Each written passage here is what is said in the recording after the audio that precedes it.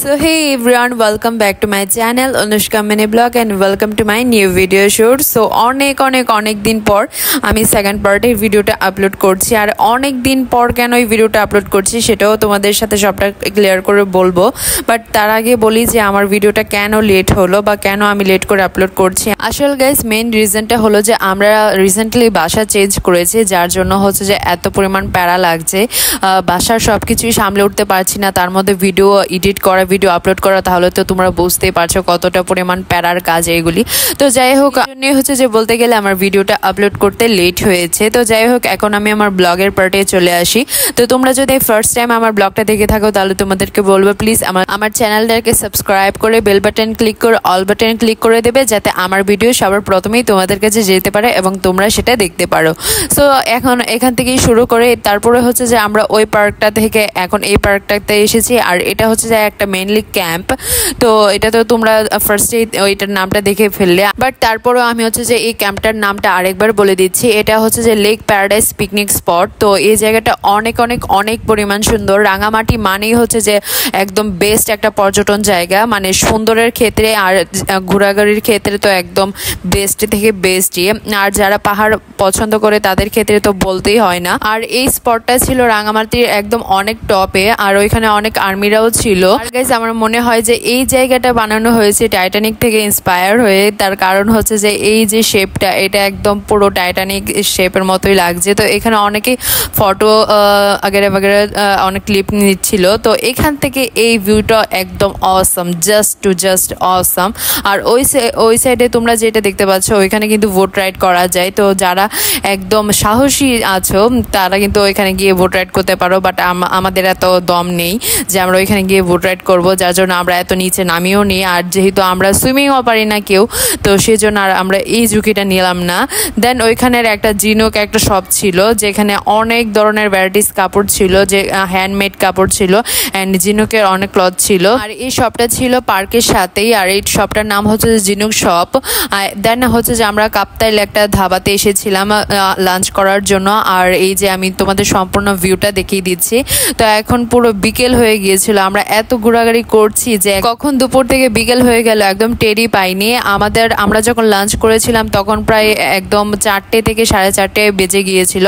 আর এই দাবাতে আসার একটা রিজন হচ্ছে যে এখানে নাকি ব্যাম্বু বিরিয়ানি পাওয়া যায়। তো আমরা আনফর্চুনেটলি এটা পাইনি, কারণ আমরা এতই লেটে এসেছিলাম যে ব্যাম্বু বিরিয়ানি শেষ হয়ে গিয়েছিল, এটার যেহেতু অনেক ডিমান্ড ছিল। তো যাই হোক, তারপর হচ্ছে যে আমরা রাইস নিয়েছিলাম অ্যান্ড চিকেন, তারপর আরও অনেক কিছুই নিয়েছিলাম। বাট আমাদের ইচ্ছে ছিল ব্যাম্বু বিরিয়ানিটা টেস্ট করার।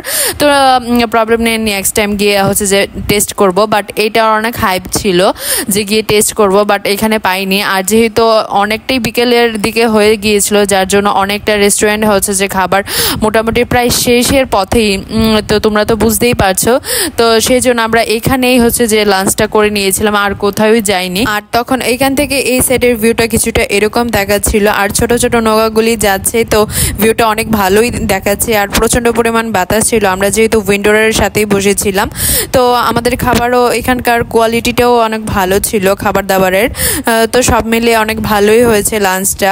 দেন হচ্ছে যে তারপর আমরা লাঞ্চ করার পর আরেকবার বেরিয়ে গিয়েছিলাম আবার ঘোরাঘুরি করতে। দেন এখন আমরা গিয়েছিলাম হচ্ছে যে স্বর্ণ মন্দিরে। এটা একদম বেস্ট আমাদের হচ্ছে যে থিঙ্কিংয়ের মধ্যে ছিল। তো স্বর্ণ মন্দিরটা প্রচুর পরিমাণে সুন্দর ছিল, যেটা একদম এক্সপ্লেইন করার মতো নয়। আর গাইস সব থেকে বড় কথা হলো যে সামনের এই মন্দিরটা, গোল্ডেন কালার মন্দিরটা দেখে আমি জাস্ট শকড হয়ে গেছি যে এত সুন্দর কিভাবে হতে পারে। আমি আগে ফোনে এই মন্দিরের অনেক পিকচার দেখেছি, বাট ট্রাস্ট মি গাইস, যদি তোমরা সামনাসামনি এটা না দেখতে পারো তাহলে তোমরা বিশ্বাস করবে না যে এই মন্দিরটা কতটা পরিমাণ সুন্দর। দেন হচ্ছে যে সবার ক্লিপ নিতে আমি একটু বোরিং হয়ে গেছিলাম, তার জন্য বলছিলাম যে আমারও একটু ক্লিপ নিয়ে নাও। তো ওরা ওইদিকে নিজেদের মতো এনজয় করছে, আর আমি সবটা মন্দির তোমাদের সাথে ভালো করে ক্যাপচার করছি এবং মন্দিরটার প্রত্যেকটা জায়গা কিরকম সেটা আমি তোমাদেরকে দেখিয়ে দিচ্ছি। তো ফার্স্টের এই মন্দিরটাতে হচ্ছে যে সামনের যে গোল্ডেন কালার মন্দিরটা ছিল ওটাতে হচ্ছে যে এন্ট্রিতে মানে ভিডিও করা নিষিদ্ধ ছিল, যার জন্য ভিডিও করে নিয়ে। আর এই মন্দিরের ভেতরে প্রায় অনেক জায়গাতেই হচ্ছে যে নিষিদ্ধ করে দেয় যে ভিডিও করা যাবে না। তাও আমি কিছু জায়গা তোমাদের সাথে শেয়ার করার চেষ্টা করেছি, তার কারণ হচ্ছে যে জায়গাটা এত পরিমাণ সুন্দর, তোমাদের সাথে শেয়ার না করলে তো আমার ভালোই লাগবে না। তো এই যে এই সাইডটা দেখো, এখানে হচ্ছে যে তারা প্রার্থনা করছিল। তো আমি শর্টকাট কিছু ক্লিপ নিয়েছিলাম, বেশি ক্লিপ নিয়ে। আর ওই সাইড দিয়ে হচ্ছে যে একটা গার্ডেনের মতো ছিল আর অনেক ছোট ছোট রুম ছিল, মানে মন্দিরই, সবগুলি মন্দিরই, বাট অনেক অনেক অনেক সুন্দর ছিল। আমি জায়গায় মানে আমি নিজেই দেখে শেষ করতে পারছি না তোমাদের সাথে কি শেয়ার করবো গাইস, তো বাট তাও অনেক অনেক অনেক কিছু শেয়ার করেছি এই মন্দিরের। যেহেতু এটা বুদ্ধ মন্দির সেহেতু তাদের টেম্পলগুলির সাইজও আর ডিজাইনও অন্যরকম হয়ে থাকে, যার জন্য আরও বেশি ভালো লাগছে। আর তোমাদের সাথে আরেকটা জিনিস শেয়ার করব, সেটা হচ্ছে যে আমি গোল্ডেন কালার মন্দিরের ভেতরের সাইডটা তোমাদের সাথে শেয়ার করতে পারিনি, তো কি হয়েছে এই সাইডটা আমি দেখি তোমাদের সাথে শেয়ার করতে পারি কিনা, কারণ এখানে অনেক অনেক অনেক মানুষ গিয়ে দেখি যে ভালো করেই ভিডিও টিডিও করে অ্যান্ড ফটো পিকচার তুলে দেন আসছে, তো সেই জন্য আমিও গেলাম। অ্যান্ড এই জায়গাটা অনেক সুন্দর ছিল। অ্যান্ড সব থেকে বড় কথা হচ্ছে যে এখানে গেলে যে শান্তিটা পাওয়া যায় সেটাই হচ্ছে যে মেইন। তো এখানে আমি যাওয়ার পরে বুঝতে পারলাম যে এখানে অনেক বুদ্ধিস্টরা ছিল, তো তারা প্রার্থনা করছিল বোঝে, সেই জন্য আর আমি বেশি ভিডিও করতে পারিনি। তো তারপর হচ্ছে যে আমরা বাইরে চলে আসি, সব জায়গায় ঘুরে তারপর হচ্ছে যে আমরা বাইরে চলে আসি অ্যান্ড বাইরে থেকে এই মন্দিরটা এরকম দেখাই।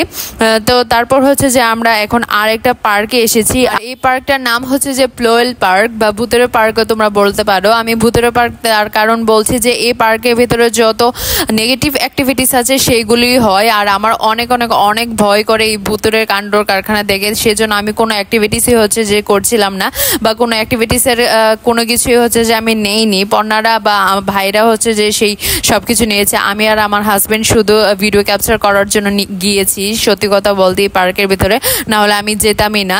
বাট অ্যাক্টিভিটিসগুলি দেখতেও ভালো লাগে, তো আমি না করি আর করি, কিন্তু অ্যাক্টিভিটিসগুলি ভিডিও ক্যাপচার করে নিয়ে আসলেও মেমোরি হয়ে থাকবে, সেই জন্যই হচ্ছে যে মেনলি এই পার্কে যাওয়া। আর পার্কটা এমনিতে আমার কাছে ভালোই লেগেছে, খারাপ না।